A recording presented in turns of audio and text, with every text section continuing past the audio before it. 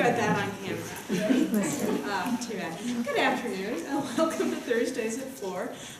We are delighted that you are here. I've got a couple of quick announcements, and then we will get started.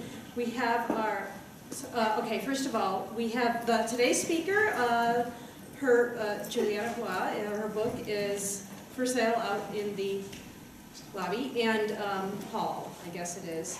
And if this is like most days, the bookstore person is going to want to pick up and go pretty quickly at the end of the event. So you'll want to chat with the speaker, but maybe run out and get her book first and then come back.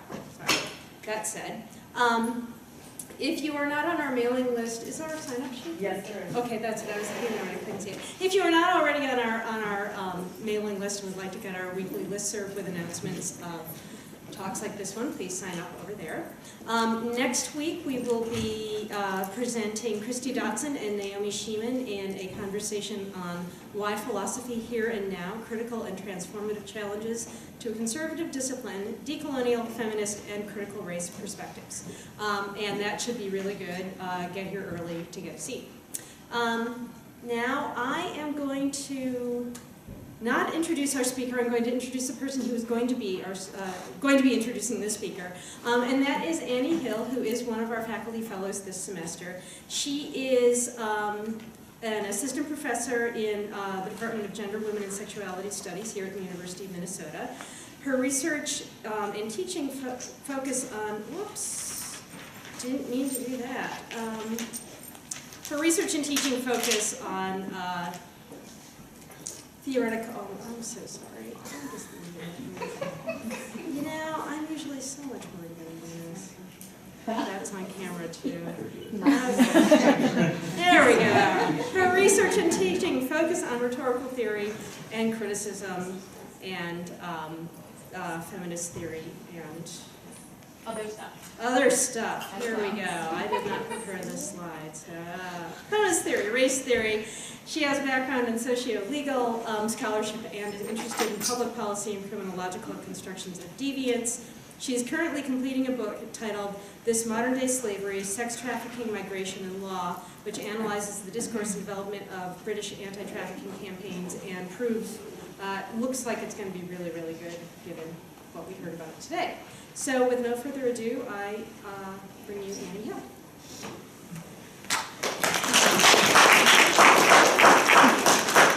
Thank you so much. Applause just for walking and being me. So thank you for that introduction. Thank you to the IAS. I'm a fellow here. Very lucky to be a fellow here this semester to talk about my book project, and I just presented this morning and got fantastic feedback. So it's just a wonderful, wonderful program we have at the U, and it's, I think, particularly wonderful for junior faculty who are working towards tenure. So thank you, IAS, and everybody involved in this magnificent group of people that come together, and I hope it goes on forever. So I'm here to introduce Julietta Hua, who's a thinker and writer who has influenced the way I think about sex trafficking. My research is based in the United Kingdom, but I read her book, which is Trafficking Women's Human Rights, which is for sale outside, and it really shaped how I was thinking. That's the plug again. And maybe she'll even sign it. I don't know. But it really shaped my thinking about what I was seeing in the United Kingdom when I was trying to understand why they were talking about what I saw as migration as modern-day slavery or sex trafficking. So I read her book at a really important moment in my thinking about this, and it actually kind of was a springboard for me to think about my doctoral project when I was writing up my dissertation to get my PhD. So I am so glad that she's come to Minnesota and is here to present her work. She's an associate professor of women and gender studies at San Francisco State University, SF State. As I said, she's the author of the book Trafficking Women Human Rights, and also multiple articles on the topic, as well as articles on other topics. She's moving into her second book right now. Her research interests include immigration, human rights, law, and politics. She also received her undergrad degree here at the University of Minnesota, so as part of her being so awesome, she was actually, part of that path was her being here, and then she returned here again as a postdoc, and now she's here again, and so it would be great if we could keep her permanently. Or block her flight, or whatever we need to do. So please join me in welcoming, providing a very warm welcome to Professor Hua.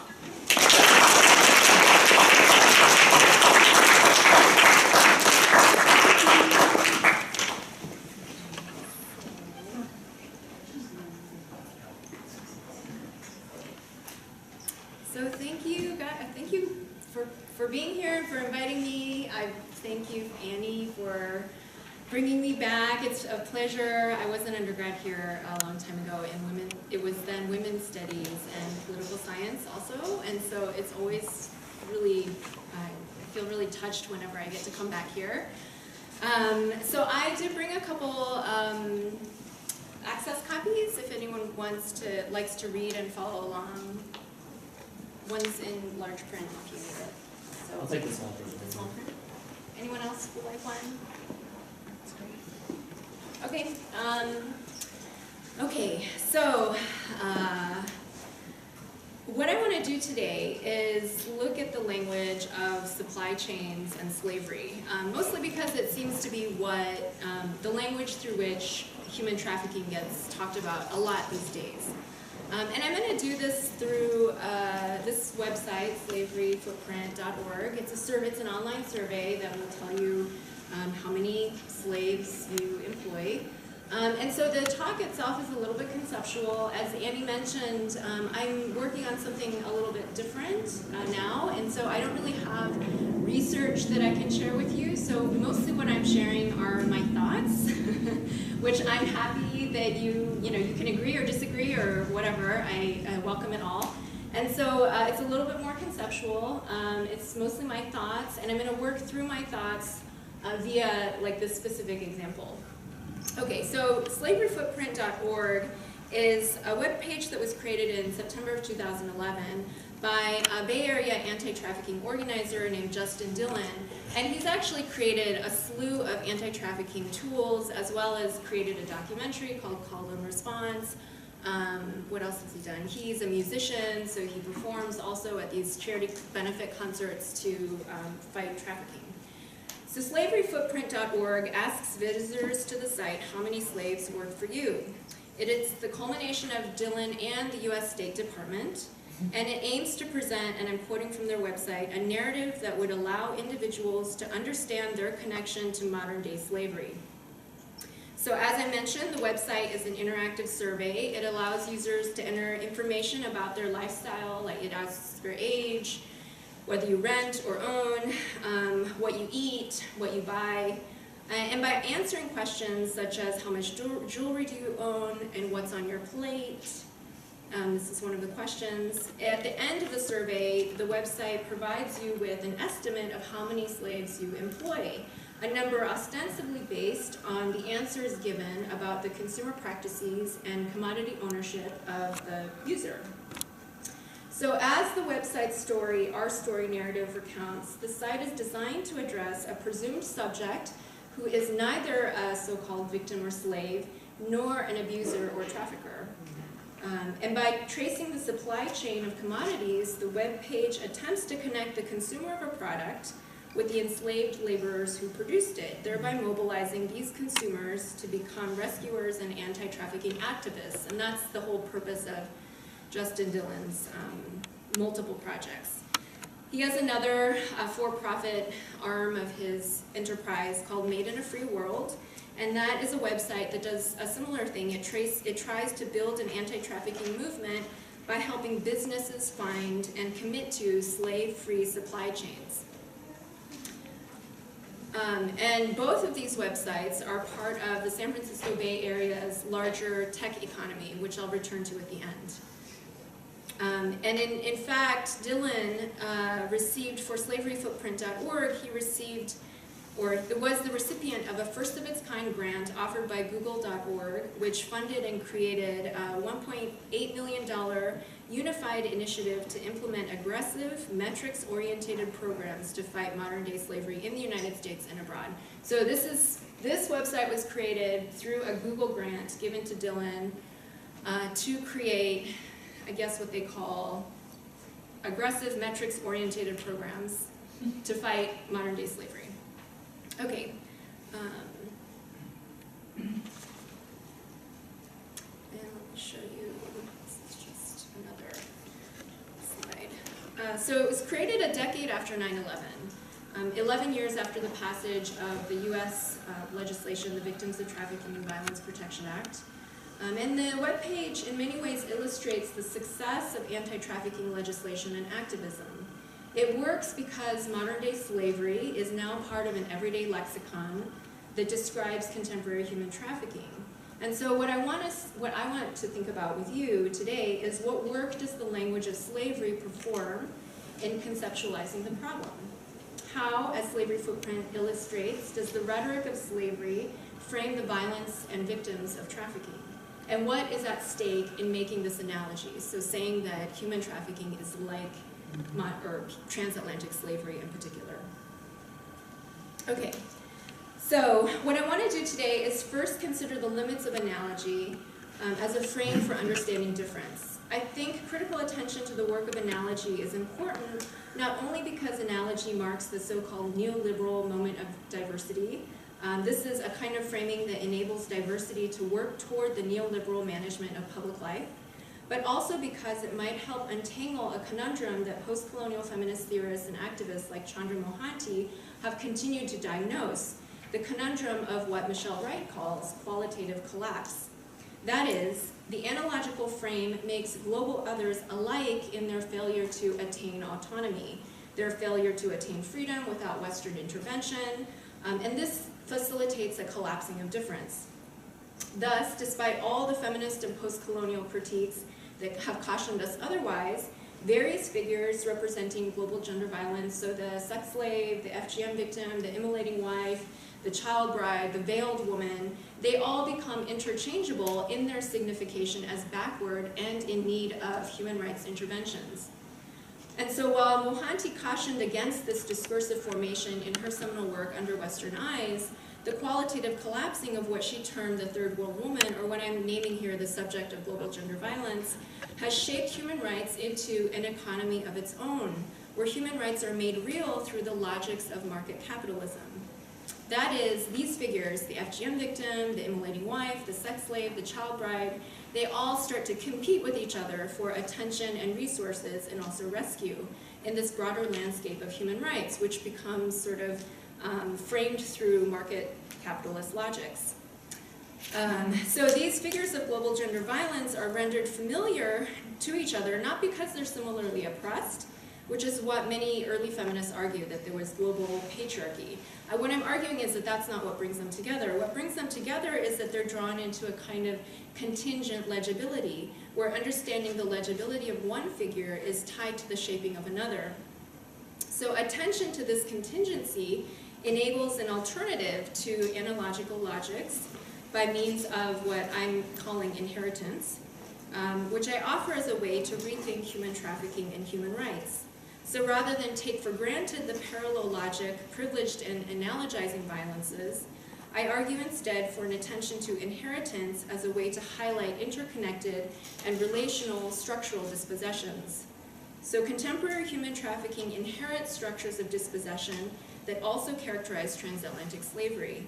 So how might we then link transatlantic slavery to human trafficking in ways that do not presume that one or that each is an episodic moment in the unfolding of economic and human freedom? And I know that was a mouthful. So I'm going to try to parse all that out next. So I'm going to try to parse that out first by going through this literature that most of it focuses in Europe, but some of it also that I cite comes from, I guess, what people generally call like the queer of color critique. And I'm going to just briefly go through that literature because they present a really nice critique of analogy, I think. One that I find useful to think about this particular example. Okay, so analogy as a way of describing and understanding and making legible human trafficking is a symptom of this broader late liberal condition for conceptualizing difference. In fact, analogy seems to be the privileged language through which difference is articulated in the shadow of the war on terror. And it can even be described as a tool of post-racialism where state repression becomes managerial, a necessary corrective to the individual failure to become or be autonomous. Okay, so I want to give you a brief outline of this literature. It's what Eric Fassin, I hope I say, I think I mispronounced his name, Fassin, has termed the sexual democracy, because along with post-socialism, the war on terror actually provides the geopolitical and epistemological landscape through which international and U.S. anti-trafficking mechanisms come to fruition. So this is, I guess what I'm trying to say is that trafficking has become real in the context of the war on terror, although that's not something that's been explored much in the literature, with the exception of the whole ISIS is trafficking women kind of thing. Okay, so what do I mean by the sexual democracy? Sexual democracy, as defined through the normalizing and inclusion of certain expressions of homosexuality, what people call usually the homonormative, into the national project, or what people call the homo-nationalist, depends on the writing of Muslim patriarchy as perversely heterosexual in its repression of Muslim women and queers, yet also queer in its deviation from normative sexual expectations. So such formations naturalize secular democracy as inherently tied to Western or global North geographies, bodies, and temporalities. And this effectively puts in place a racializing structure that pits the Muslim subject against the kind of gay, feminist, cosmopolitan, global subject. And so a lot of, if you've read Julietta Hua, Fatima El-Tayeb, there's a whole slew of literature around this. And I'm not going to go through that, but I did want to bring up Sarah Bracke. For instance, Sarah Bracke here, her work describes the emergence of homo-nationalism in the Netherlands as naturalizing rescue narratives where, and to quote her, not only brown gays are in need of rescue, majoritarian Dutch read white gays are in need of rescue from the homophobia of minoritarian Muslims or migrants. So like, this is the analogy, right? So like the colonial justifications that argued the backwardness of the native, Bracke highlights how contemporary homo-nationalist arguments render majoritarian Dutch read white gays as like the brown women of a different era. So they also need rescue from the native patriarchal other. So she's referencing here Gayatri Spivak's famous statement, white men saving brown women from brown men. And she points to the ways in which white or Dutch gay subjects become like an earlier colonial subject, brown women. Thus, the like race logic to understanding homophobia actually enables very racist rhetorics and policies. So Facine, for example, argues that, and I quote, sexual democracy, or at least the threat of a sexual democracy, may be the price that many conservatives are willing to pay so as to provide a modern justification to anti-immigration policies. So this idea of Muslim patriarchy becomes a way to justify immigration and, I don't know, what surveillance policies that are actually very anti-Muslim in the name of protecting queers. Okay, so this formation where the veiled woman functions to enable the legibility of the LGBT rights is perhaps most pronounced in these Muslim minority European contexts. So in these sites, Muslim difference is precisely that otherness against which both gay and straight Western Europeanness is consolidated. And just to cite Fatima El-Tayeb, and I quote, the Muslim presence is acknowledged only in order to define it against a new unified Europe characterized by a tolerant secularism rooted in Christian principles, an effect of a Western European liberal tolerance, end quote. So the progress of human rights that takes shape under this context of the war on terror is marked by a kind of diversity politics that envisions a future of freedom populated by difference. LGBT difference exists as one of the many celebrated differences in the landscape of global human rights. But also included in this future landscape of diversity is Islam, even though Islam is also written as a threat to that diversity. And this is how diversity works. It must hold the promise that even a quote-unquote bad difference might have the ability to transform into a good difference, quote-unquote good difference. So the language of liberal tolerance makes sense only when this broader conceptual frame assumes a kind of civilizational progress where bad diversity is bad precisely because it fails to conform to the moral and temporal conditions of freedom. So to cite Denise Ferreira da Silva and Mimi T. Nguyen and others, the post-socialist globe, consolidated in this moment of the war on terror, rewrites the terms of humanity through a moral grammar where new friends of freedom appear who are described through their poverty and ruralness in ways that cast them as unable to access freedom without Western intervention and military and economic aid. So in this context, the premise of the global power of the West, and I'm citing Nguyen here, perceives that its self-interest is secured by granting to another the advantage of human freedom as the gift of freedom. And as Nguyen further argues, such a gifting is followed by debt. And this is what she would argue is the sort of neoliberal condition, where these places, other places in the world, are presumed to need intervention in order to attain human freedom and development. And then, of course, they need it from the places where it's already presumed to exist naturally, and so then it becomes a debt, and that debt is never actually able to be repaid. So that because this debt can never be repaid, provides the premise of what Silva describes as the doubling of these new friends of freedom as also the enemies of freedom. They are unreliable friends, only made into friends through US and Western European aid and intervention. So the fact that immigrants, Muslims, people of color, all become those threatening others that impede LGBT progress speaks to the writing of temporal progress as a spatial project. So as Silva explains, and I quote, even though the lexicon of 9/11 does not include explicit references to a white world and a world of color, raciality locates difference in the Middle East, East Africa, South Asia, and the Pacific Islands, these regions to which freedom must remain foreign. So analogy here works to inscribe morality and freedom as natural properties of the West, made universal only through gifting, as Nguyen's work elucidates. That is, morality and freedom are presented as universally attainable, but because they are also naturally attached to certain places and certain bodies, they must be gifted to others who would otherwise not intrinsically own these properties. And this was earlier, Annie's presentation talked about the various entertainment vehicles that proliferate. And I think one of the reasons they proliferate is because they work on this sort of rescue narrative, right? They're the constant need for intervention and rescue.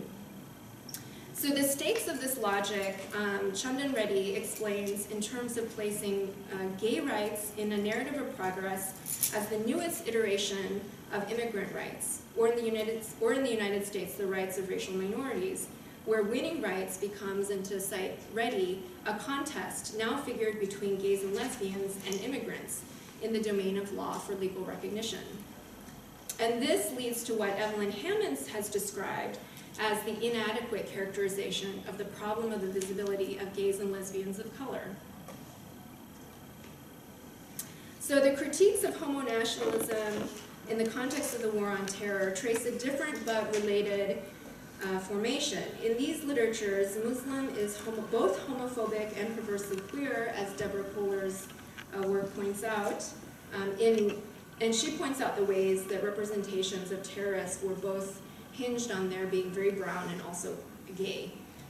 Yet what draws these racial formations together is the national investment in proper forms of reproduction, which, while once had only heterosexual, can now include normative forms of homosexuality. And this is the sexual democracy. The notion of democratic progress to a more diverse future remains, and by situating blackness as the earlier problem of racism, blackness is written into the contemporary problem of homophobia in ways similar to the construction of Muslim backwardness. Blackness, like Islam, becomes a site attached to the past. Blackness and Muslim difference become indicators of a reluctance and refusal to move forward. And as an example, one of the, I don't know if it's a promotional video or a PSA that Made in a Free World produces is, plays on this analogy, right? So I'm gonna now shift to the analogy of slavery and human trafficking. And so this is just an example of that. I have a dream. What if you were there? One day, this nation will rise up, What would you have done? live out the true meaning. History is made by people just like you. Oh, so now it doesn't want to play my I you were there? One day, this nation will rise up, What would you have done? live out the true meaning of its creed. History is made by people just like you, Choose to be self-evident risking everything that and all stepping men in. are created. One of the greatest battles for human rights is happening right now. Are you ready to make history? Okay, so the interesting thing about that is that it's an anti-trafficking PSA. But that's my interest in this, is that,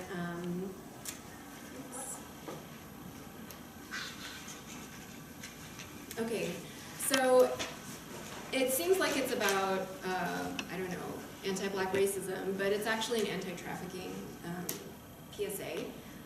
And what it's doing, obviously, is using the slavery analogy. So the slavery analogy in human trafficking,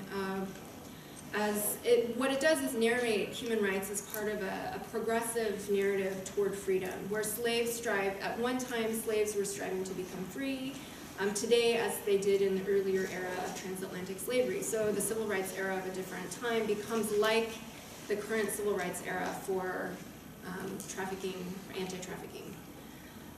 So freedom is presumed to arrive with the extension of human rights, yet privileging narratives where extending rights or writing global others into the story is that presuming that that will correct past injustices does not actually displace the conceptual and systemic conditions that necessitate injustice in the first place. So as Johannes Fabian, Dipesh Chakrabarty, and other post-colonial scholars have pointed out, the temporalizing of freedom through a narrative of inclusion only entrenches the very conceptual conditions that keep global others perpetually in the waiting room of history.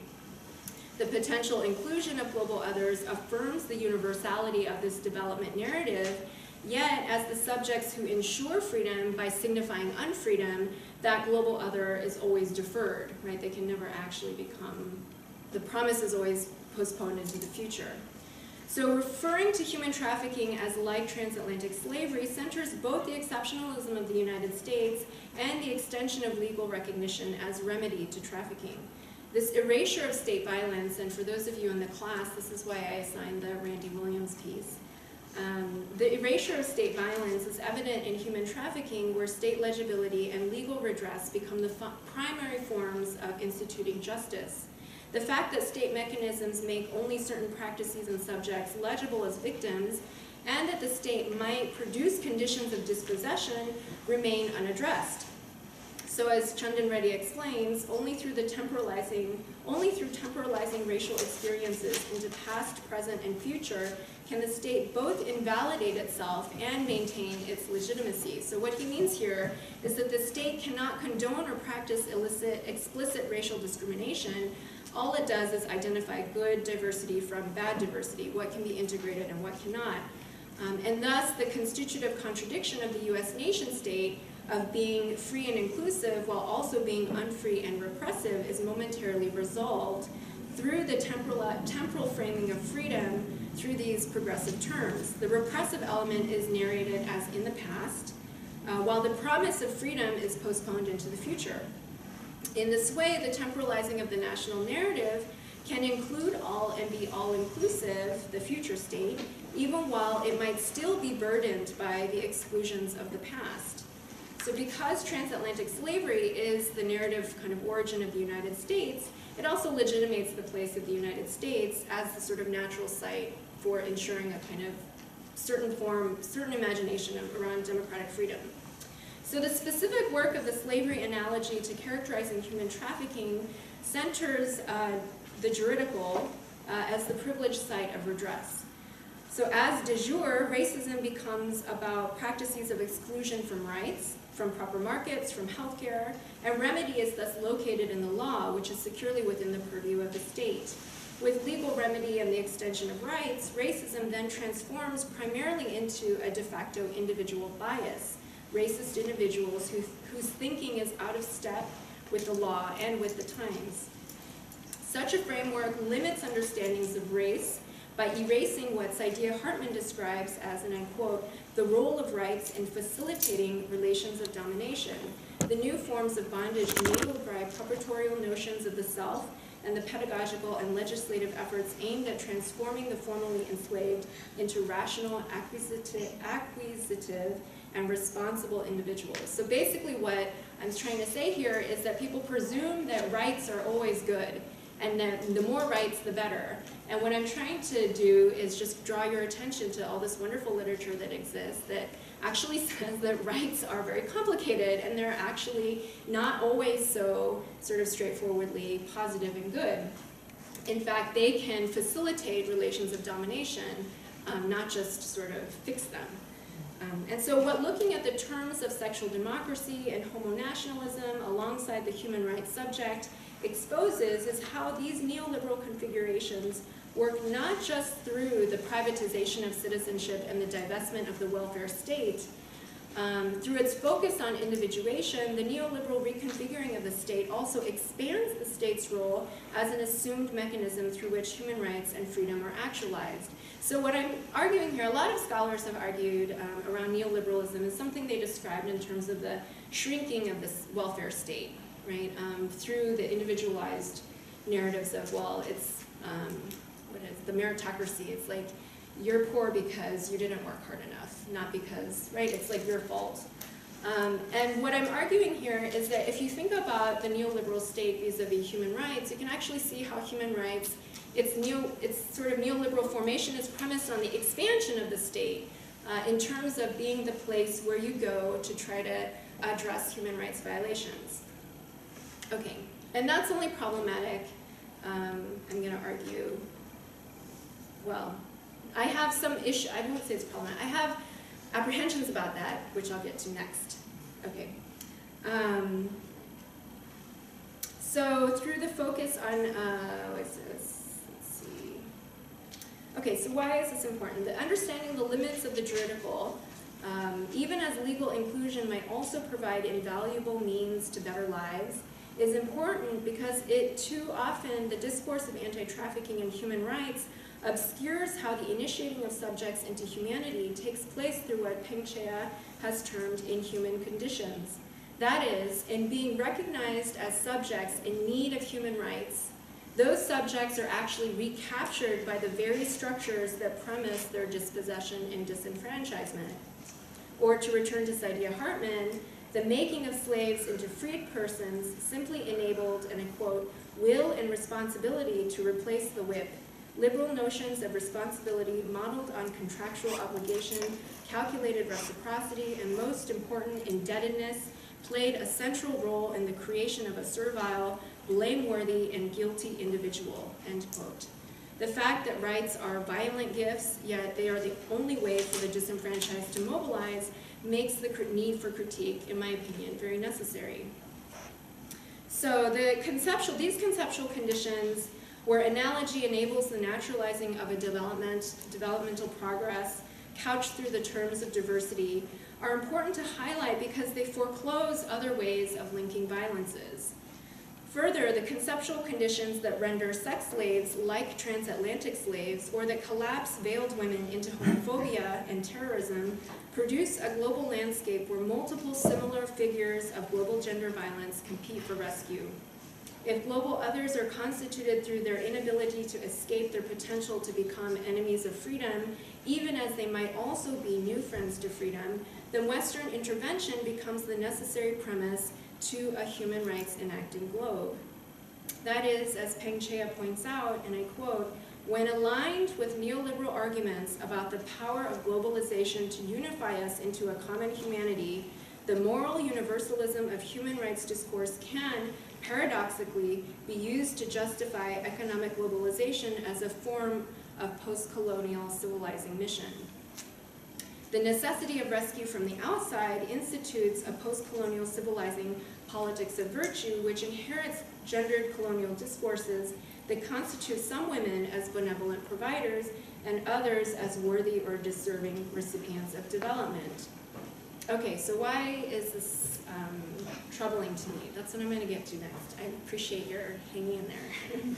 So assuming freedom and morality as intrinsic to some subjects while others await for their arrival is this conceptual apparatus that dominates how global gender violence is defined and thus explains why rescue narratives proliferate. The fact that the perpetrators of violence are also the subjects of violence requiring rescue, enemies, new friends, simply writes difference as inescapable. The cultural difference signifying necessity of rescue becomes tied to bodies anchored in non-Western spaces, and the collapsing of cultural difference provides the conceptual terms that render certain figures of global gender violence collapsible and interchangeable. This construction of the impoverished global subject as interchangeable is exactly the gendered premise that maquiladoras, export processing factories, and other mass production facilities use to justify the principle of flexible accumulation or production. So workers, if you know anything about the structural adjustment programs in the 1990s, they were premised on this idea that workers, many times women, were interchangeable. So employers organized labor in particular ways to make the female workers seem like interchangeable sort of objects. These workers often migrate, enticed by factory representatives into transporting themselves across state borders into free trade or export processing zones, where their work conditions required constant surveillance, the surrendering of identity, both their identification and their personal identity traits, and also limited worker mobility. So as has been documented, maquilas, right, were sort of notorious for not allowing workers to use the bathroom. Women would get kidney disease. You had to wear uniforms that were all the same, and then they had different colors, and that would distinguish your place on the factory floor. Okay. This is the sort of conceptual premise that enabled this kind of structure of labor, and it was it was this idea that the workers were interchangeable. And what I think is tragic is that that same logic of interchangeability is what actually drives the kind of global gender violence or human rights framing of gender violence. And in addition, the fact that these kinds of labor conditions that were attached to World Bank and IMF-sponsored development, the fact that they're not legible as part of the narrative of human trafficking is precisely my concern. So the narrow ways in which human rights violences are made legible is evident in the structuring of slaveryfootprint.org. So I'm going to go back to Slavery Footprint. Its focus on commodity chains to demonstrate how the assumption of freedom necessitates a certain form of economic and moral development actually erases structures of dispossession. For many anti-trafficking activists, economic development becomes assumed as the condition against which the human of human rights can be made legible. So, for instance, Slavery Footprint centralizes this idea of commodity chains and asks users to consider their footprint when it comes to how their consumption choices depend upon enslaved labor. And Dillon's Made in a Free World aims to empower companies to engage with their suppliers. The webpage describes the mission as helping businesses understand the risk of forced labor in their supply chains and give them clear steps to support freedom for all.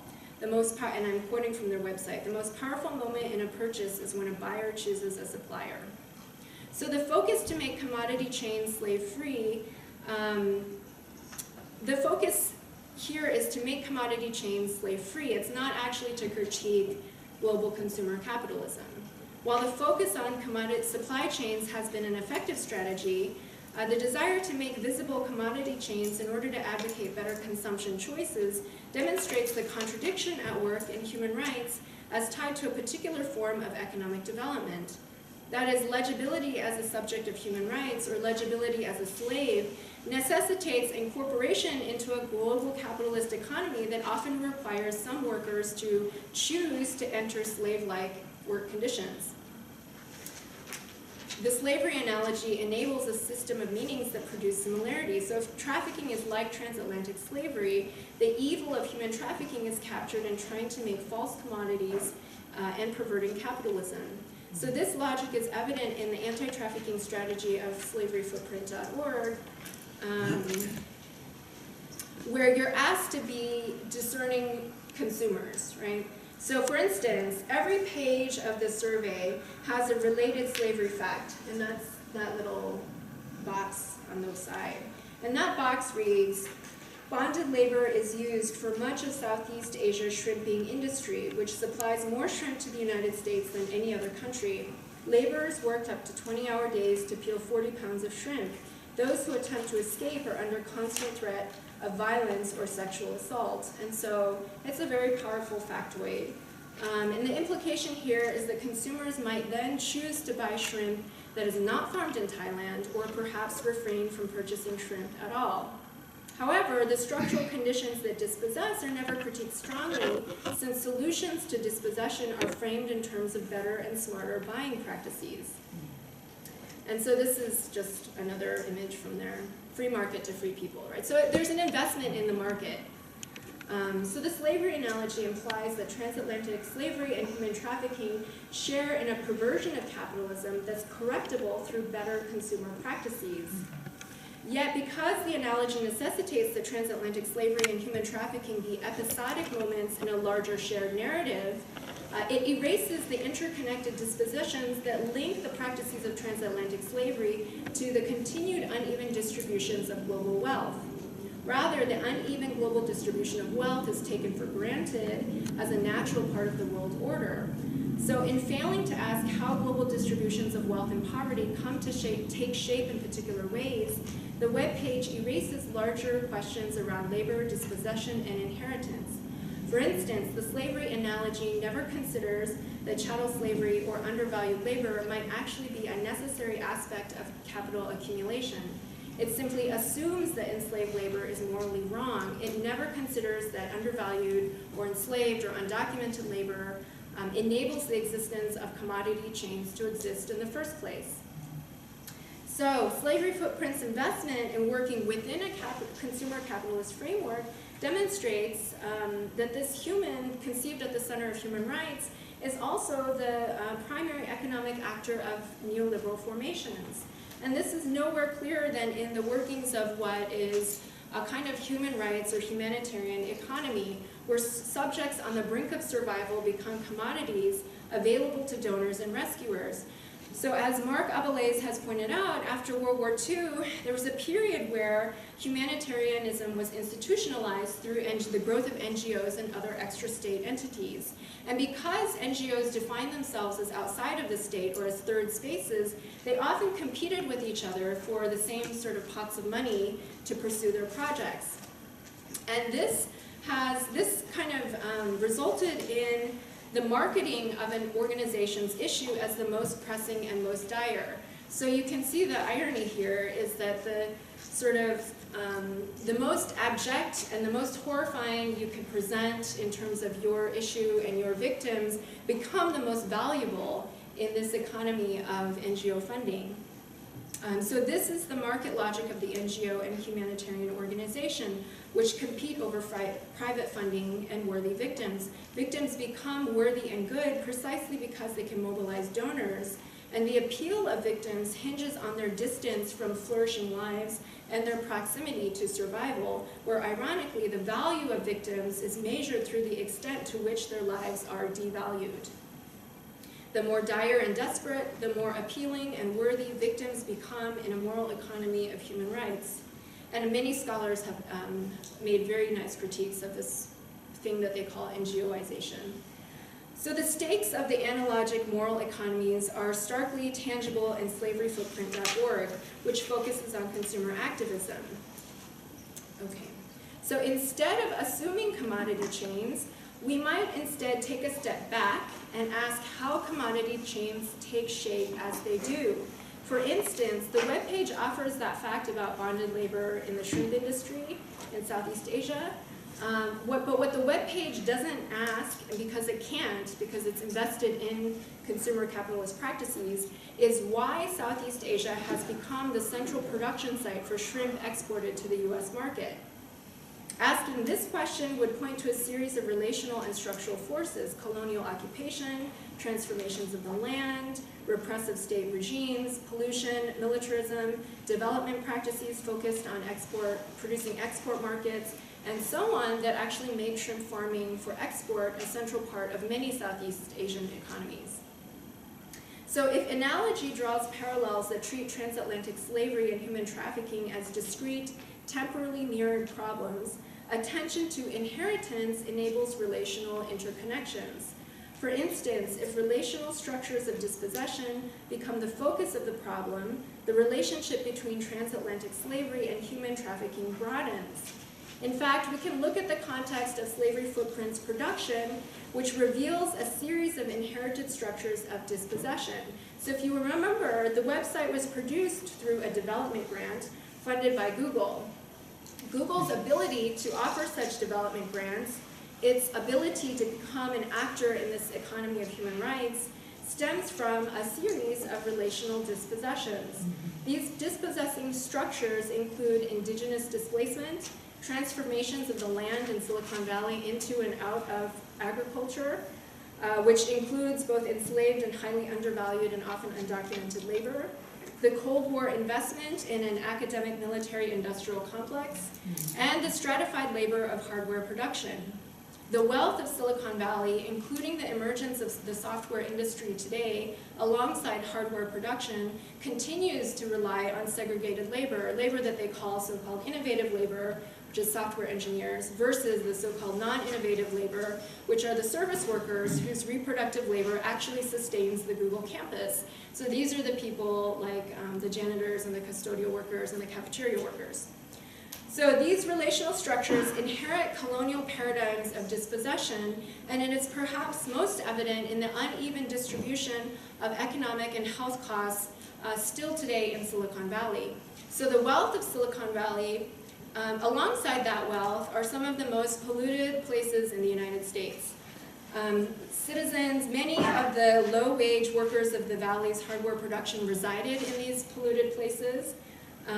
Also, those people who resided in those polluted places were also often hardware workers who worked with dangerous chemicals in their jobs and then got all kinds of cancers and other diseases that shortened their lives.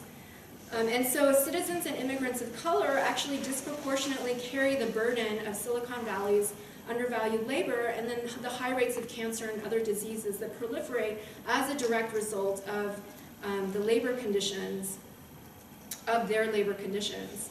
And so as Alison Beath has pointed out, these patterns actually reproduce themselves in Google's stratified labor structure, where now in the software industry, service workers like janitors, security guards, grounds crew, cafeteria workers are actually contracted out. They're not even considered employees of Google at all. They become independent contractors. These workers are also disproportionately immigrants and people of color, and that these labor conditions, which could easily become described as slave-like in the ways they restrict mobility, safety and health of workers, that they're not actually easily accepted as human rights violations, nor are they tied to the story of human trafficking, is sort of the point I wanted to make through all of this. So if the conditions of labor inside the myriad factories that produce components for devices like laptops, phones, and tablets on which Google's wealth depends are known to be so dire that workers commit suicide, how is it that these conditions escape the analogy of slavery? Why the inability to see the corresponding conditions of dispossession that bring together the undervalued so-called non-innovative labor of Silicon Valley as part of the human trafficking story? Okay, so to conclude, analogies, Nancy Leigh Steppen pointed out, work as a kind of science or knowledge project. That is, rather than simply describing existing similarities, Steppen argues that analogies create and establish systems of meaning. And to quote her, it is the metaphor that permits us to see similarities that the metaphor itself helps construct. Metaphors then, through their capacity to construct similarities, create new knowledge. Yet in creating new meanings, analogies also disallow others. For Steppen, this aspect of metaphor and analogy led race scientists in the 1800s to suppress any measurements that challenge their already held belief in the intellectual and moral superiority of white men over white women and people of other races. The slavery analogy that proliferates in human trafficking literatures should also be examined not only for the similarities it allows, but also for the connections it disallows. To be willing to see commodity chains is admirable, yet it cannot then substitute for projects that try to reveal what is assumed in the structuring of those chains. That is, seeing the commodity chain is not the same as asking how the commodity chain comes to take shape in certain ways and not others. Reflecting critically on the frames taken for granted in describing trafficking as slavery is just as important, therefore, as addressing trafficking's exploitations. As Stepan insists, metaphors shape our perceptions and in turn our actions. So without unsettling the taken for granted, our attempts to address trafficking and other violences will remain incomplete and even complicit. We might ask instead, what are the terms of legibility? And what work does recognition as the necessary relation do? Are there other modes of relating? And what might it mean to rethink justice? What alternatives open up when state-granted rights are not the natural site of redress? And so I want to just end by giving you, I know, you're like, I thought it already ended 10 minutes ago. I'm just going to end by giving you a couple examples of ways in which people have been thinking about justice and human rights that I think are very productive. One is Kimberly Thaden's work on the Peruvian Truth and Reconciliation Commission. In her work, like others that engage with truth and reconciliation and other mechanisms designed for redress, she points out the injustice of a structure that asks victims or survivors, rape victims specifically, to describe in intimate detail their ordeal. That such narratives are central to making victims and violences matter in a human rights and humanitarian economy is exactly the problem for Thaden. So in compelling testimonies that describe violence, these mechanisms of justice actually reproduce violence. So Thaden asks, and I quote, "What does it mean to be asked to narrate yourself in an idiom that cannot possibly do you justice? I have never heard anyone ask a male rapist, 'Did you have blood on your penis? Were you the first in line of 10th? Did you penetrate her vagina or anus? Did you ejaculate? How many times?' I imagine we recoil just reading these questions, and yet rape victims are routinely asked to narrate their experiences in an idiom of sexual vulnerability and degradation," end quote. So for her informants, making life conditions better did not necessarily mean winning rights, but it did often mean rethinking justice beyond the retributive and restorative to a set of more so-called materialist demands, like the redistribution of land and resources.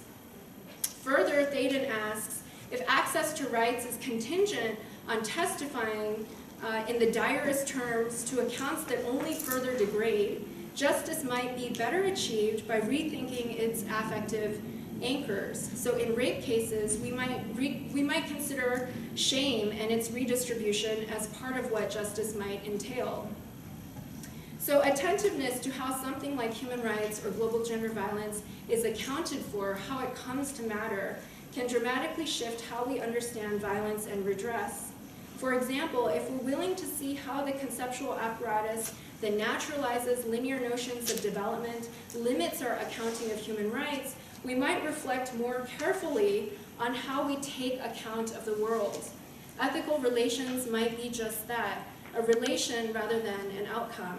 So for Karen Barad, the ethical relation must also rethink temporality and consider the fact that, and to quote Karen Barad, the past is never left behind, never finished once and for all, and the future is not what will be in the unfolding of the present moment.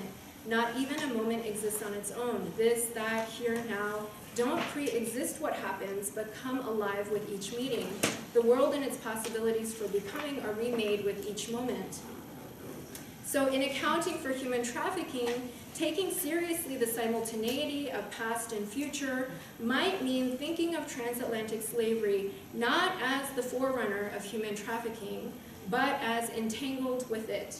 Such entanglement would mean considering how human trafficking actually enables a particular understanding of transatlantic slavery and how transatlantic slavery enables us to understand human trafficking in a particular way. So thinking about their mutual constitution means displacing causality and progress as the privileged relation. Rather, we might look at the relation between and unsettle what might otherwise be taken for granted. Thank you.